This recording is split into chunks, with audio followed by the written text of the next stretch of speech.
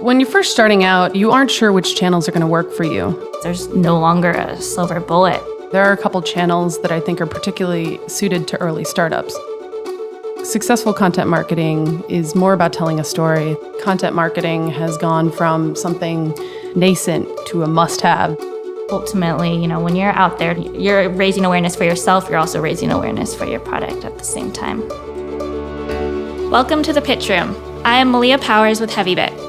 On this show, we regularly talk about all things PR, including current events, crisis comms, PR tools and tips, reputation management, all with a special focus on developer communications.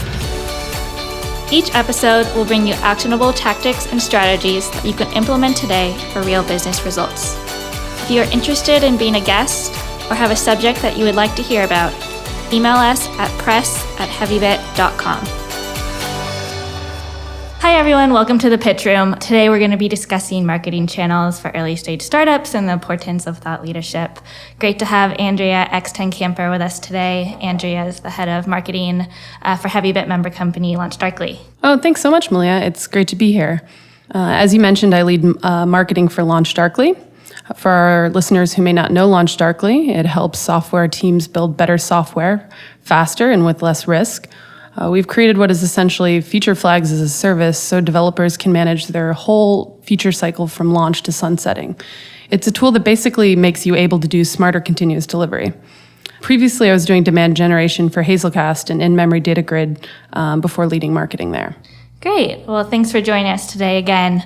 Andrea, given your role in marketing, I thought we could talk a little bit about marketing channels for startups. Channel marketing does have a very broad definition. For our listeners, the way we're going to be talking about multi-channel channels today is going to be how companies interact with customers, both directly and indirectly. So with the rise of social networks and very sophisticated digital platforms, the rules for channel marketing have really changed. Andrea, do you have any overall marketing channel advice? Sure. So when you're first starting out, you aren't sure which channels are going to work for you. And there's a daunting number of things to try, from SEO strategies to engineering-created marketing initiatives to viral to referral channels. And it's best to put in some process around how to prioritize and test these so you can be more systematic and remove some of the biases that you have about certain channels. One way to do this is to score channels on 3 dimensions: how well you anticipate they will work, how quickly you can test them, and the cost to do so. And once you find the ones that are working, then you can make the investments in scalable implementations.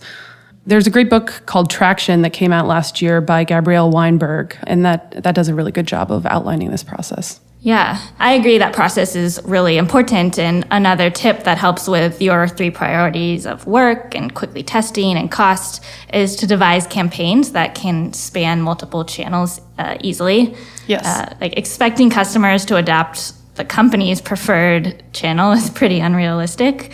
So you do need to be able to cater and tailor campaigns to fit multiple channels, which leads us to an open question about what channels we should be focusing on. Sure. So, what I mentioned before about prioritizing, there are a couple channels that I think are particularly suited to early startups.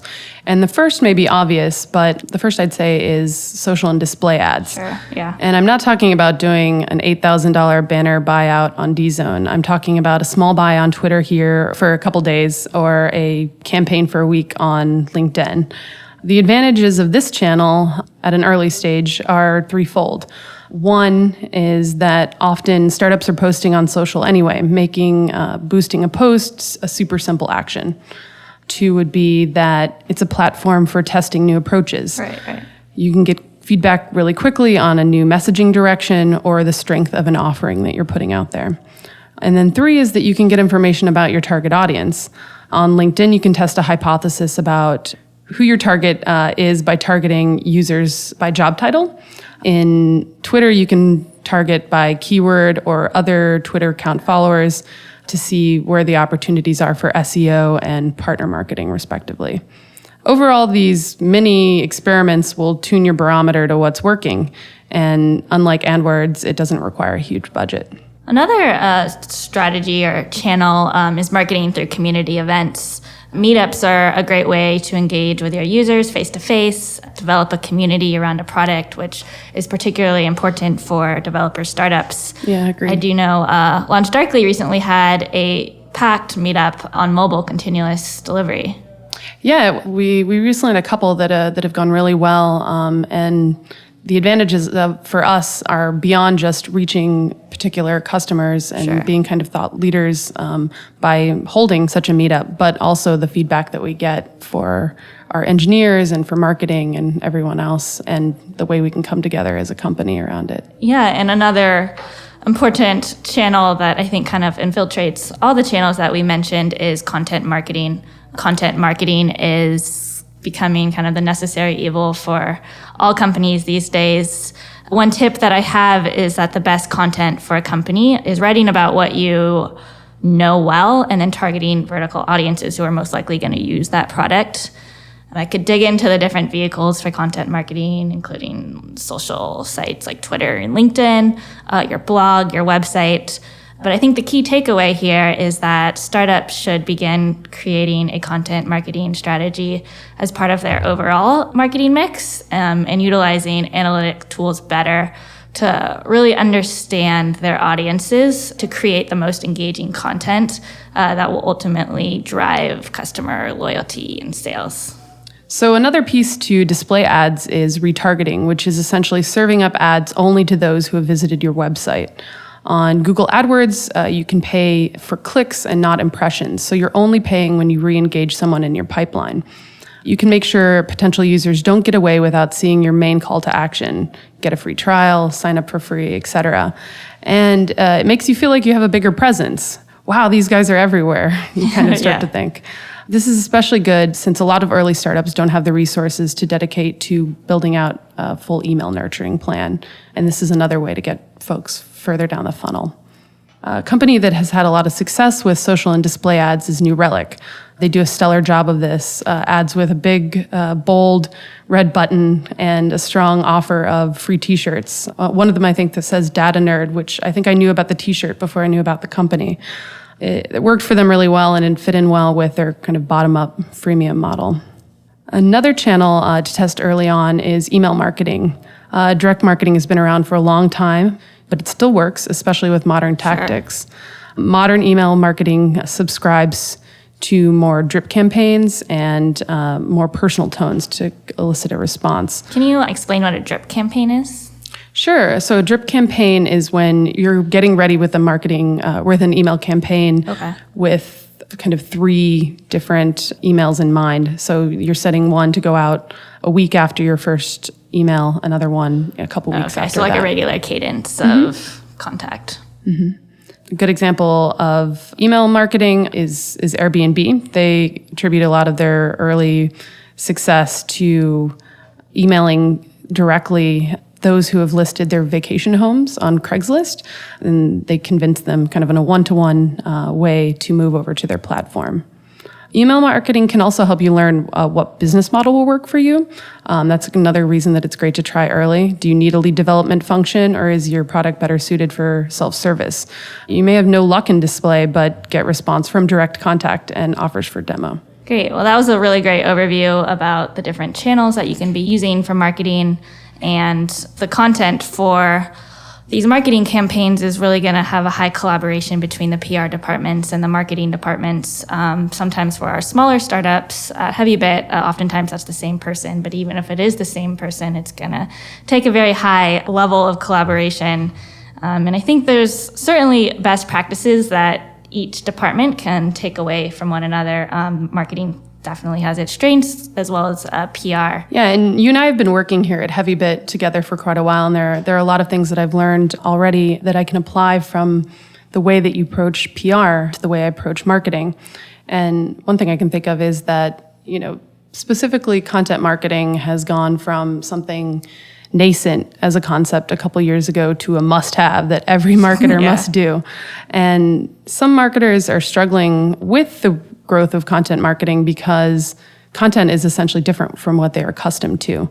Successful content marketing is more about telling a story. It's not about being self-promotional. And a lot of times a marketer is caught up in call to actions and, ways to get someone to react in a more explicit way rather than, backing up and thinking about a brand story or about a movement that we're a part of. So PR can help marketers get more into that top of funnel mindset and also help with structuring messages for drip campaigns later on in the funnel. Yeah, and I think one of the strengths of marketing is that its ability to really measure and get technical. Like you mentioned, like social media and smartphones have really led to a fractured audience in the end of a news as an event. No longer are you reading the newspaper with your coffee. So we're receiving this kind of aggregative news and feed form news, which is really difficult for PR pros to really measure how they're targeting their audiences. There's no longer a silver bullet. Measuring how we're moving the needle is a bigger challenge than it really has been before. And from a client perspective, PR is frequently looked at as a cost center instead of a profit center, which is typically why marketing and PR budgets tend to be cut first. So what PR pros can take from marketing is how they measure the actions that they inspire instead of just the number of eyeballs they secure. Marketers are great at how many leads are nurtured, how campaigns have impacted SEO, A/B test content to figure out what has the most content. So while there's a high level of collaboration, I think there's definitely things each department can learn from one another. Oh, that's interesting to hear your perspective. And one last thing I wanted to hit on, especially with you here, Andrea, is thought leadership. Thought leaders are informed opinion leaders, really the go-to people in their field of expertise, especially for startups in a really hyper-competitive environment. Thought leadership can be a really powerful methodology for generating new business. Andrea, your CEO at LaunchDarkly really is an incredible thought leader in the continuous delivery space. She definitely is. I'm really lucky to have a CEO, Edith Harbaugh, that has made that a priority, and she's really, really great at it. To be a thought leader, you not only have to have these high, interesting thoughts, but also find a way to make it demonstrative, ways to distribute the subject matter expertise that you have. Edith hosts a podcast series, To Be Continuous, about continuous delivery here at HeavyBit, together with Circle CI CEO Paul Bigar. They give highly applicable case studies of companies doing continuous delivery, but also their own experiences. They're two experts that kind of can break apart some of the high-level conversations that people are having in the Bay Area about the new frontier of software development. Yeah, I was at lunch the other day with Edith, and she said to me, she was like, Malia, the thing that you never know about CEOs is that they are writing a lot of essays. And Edith is a great example of really doing multi-channel marketing. She contributes to blogs. She has a regular byline in DevOps, as well as Read Write, active on social. I believe she's also speaking at an upcoming conference. Correct, yeah, Web Summit in Dublin. Mm-hmm. Yeah, I think that's the largest technology conference in Europe. Another great opportunity to expose your brand, be a thought leader. There's probably hundreds of media members there, set up meetings. So that's the way to do it, kind of hitting everything at all angles. Yeah, I agree. When you see a speaker continuously at DevOps conferences or Java conferences, you start recognizing their faces. You start realizing that this is an important person out there. Yeah, it really does take a regular cadence of coverage. Something that a lot of founders come to me and they say, last time I got an article in TechCrunch and I want a different outlet this time. One thing that is recommended is to continue be a regular contributor to one, maybe for a 6-month, 8-month period of time to get a following, because they say it takes a couple times before someone's really able to recognize your name and acknowledge you as a thought leader. So one strategy is to be very focused on some outlets with those target readers and then kind of continue to move on. Oh, that's great advice. And I think it's also kind of using something I really subscribe in marketing is finding something that's working for you and making it really scalable. And something like a series when it comes to content marketing is really effective that way. If you've already laid out that you're doing 10 articles on a certain topic or a series of podcasts, you're able to really keep that cadence. Yeah, the power of thought leadership. We're just really seeing a growing number of managing partners, senior executives, all the way down to, some of the more junior level, taking really a lot of action to become thought leaders because they're just seeing such big business benefits from it. Because ultimately, when you're out there talking about, you're raising awareness for yourself, you're also raising awareness for your product at the same time. Yeah, that's great advice. And this concludes our episode of The Pitch Room. Thank you very much for joining us. Thank you, Malia. Thanks for listening to this episode of The Pitch Room, brought to you by HeavyBit. HeavyBit is a 9-month program and community for developer-facing startups. For more information, visit heavybit.com.